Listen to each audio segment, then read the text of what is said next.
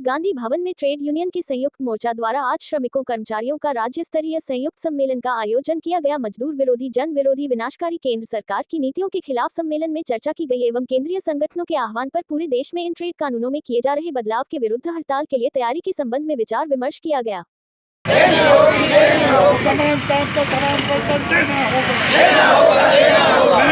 अत्याचार बंद करो, इनकलाब जिंदाबाद, पूंजीवाद मुर्दाबाद। सम्मेलन मानस भवन भोपाल में आयोजित किया गया। इसमें एटक के राष्ट्रीय पदाधिकारी भी उपस्थित हुए। सर पूरा आज जो बैठक भी इसके बारे में जानना चाहिए। आज जो है भारत के 10 सेंट्रल ट्रेड यूनियन के नुमाइंदे मध्य प्रदेश के गांधी भवन में इकट्ठा होकर के और कन्वेंशन किए। क्या एजेंडा रहा?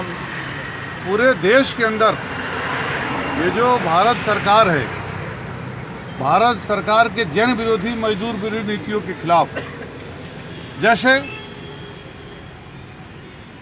लाखों पद रिक्त है, नई भर्तियां नहीं हो रही। आपको जो पेंशन है 2004 के पहले का जो पेंशन, उसको बहाल करने को लेकर के पब्लिक सेक्टर का जो निजीकरण हो रहा है उसको रोकने को, उसके ऊपर विराम लगाने के लिए, बैंकों का निजीकरण, इंश्योरेंस का निजीकरण, कोयला खदान का निजीकरण, ये सबके ऊपर विराम लगाने के लिए। तो आज कोई बैठक में कोई एजेंडा या कोई प्रस्ताव भी पारित किया गया? प्रस्ताव ये पास किया गया कि 9 अगस्त को, 9 अगस्त एक हिस्टोरिकल देश है, 9 अगस्त 1942 को भारत छोड़ो, अंग्रेजों भारत छोड़ो का नारा दिया था गांधी जी ने, और इस 9 अगस्त 2023 को मोदी गद्दी छोड़ो का नारा पूरे हिंदुस्तान के करोड़ों करोड़ जो है वो मजदूर जो देंगे, यह जो नारा है। देखिए, मुख्य एजेंडा है कि जो केंद्र सरकार और मध्य प्रदेश सरकार द्वारा जो जन विरोधी, कर्मचारी विरोधी, श्रमिक विरोधी नीतियां लागू की जा रही हैं, हमारी मांग है कि उन नीतियों को सिरे से बदला जाए।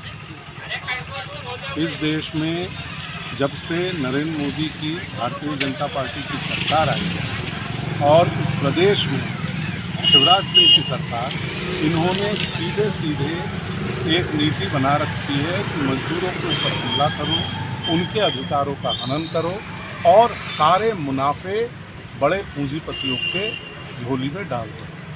इसको हम स्वीकार नहीं कर सकते। केंद्र सरकार द्वारा करीब 200-250 जो लेबर के संरक्षण के लिए कानून थे, कई ऑर्डिनेंस के जरिए, कई पार्लियामेंट के जरिए बदल दिए गए, काम करने के घंटों को बढ़ा दिया गया। अब ये आप ही कह रहे हैं, ये देश के संयुक्त मजदूर आंदोलन की सबसे प्रमुख मांग है कि ये जो श्रम संहिताएं आई हैं, जो हमारे 44 श्रम कानून हैं, जिनको बदल के 4 श्रम संहिताएँ लाई गई हैं, इन श्रम संहिताओं को सिरे से बदला जाए और मजदूरों के हक में श्रम कानूनों को लागू किया जाए। आपने संघर्ष से हासिल किया था सब, क्या फिर उसी संघर्ष के लिए तैयार है? हम संघर्ष कर रहे हैं। अभी पिछले वर्ष हमने 2 दिन की हड़ताल की थी।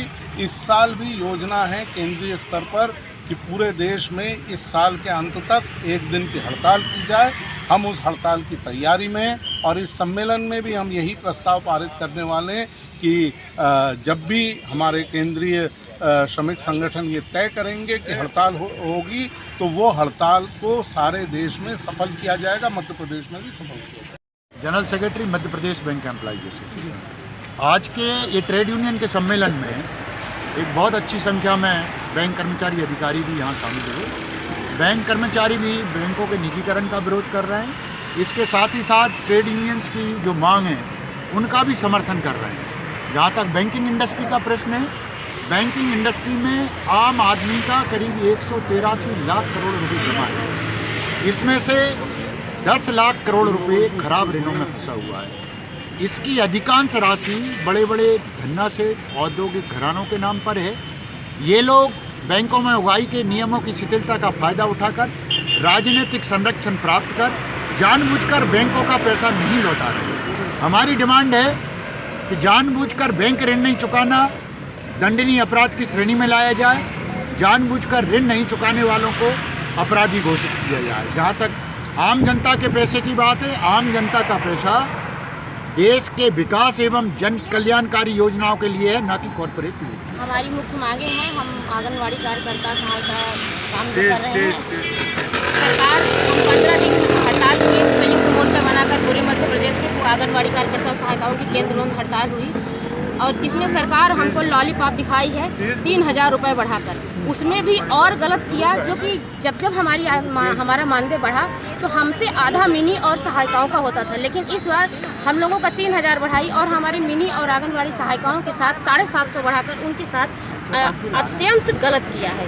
इसका हम सख्त विरोध करते हैं और आगे हम लोग अगला जो कदम उठाएंगे वो सरकार के लिए बहुत ही खतरनाक कदम है। मैं गायत्री वाजपेयी एटक यूनियन से प्रांतीय अध्यक्ष हूँ।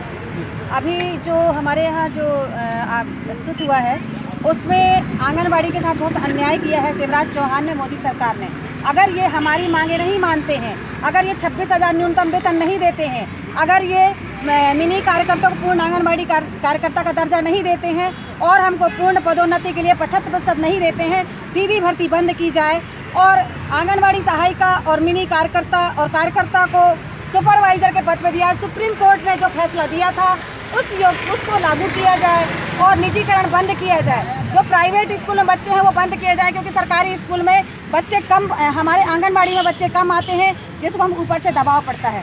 और मोबाइल में जो पोषण ट्रैकर में हम जो काम कर रहे हैं उस पोषण ट्रैकर को बंद किया जाए, क्योंकि हमको आधार कार्ड समग्र ID तो छोटे बच्चों की नहीं रहती, जिससे हमारे बच्चों की एंट्री नहीं होती।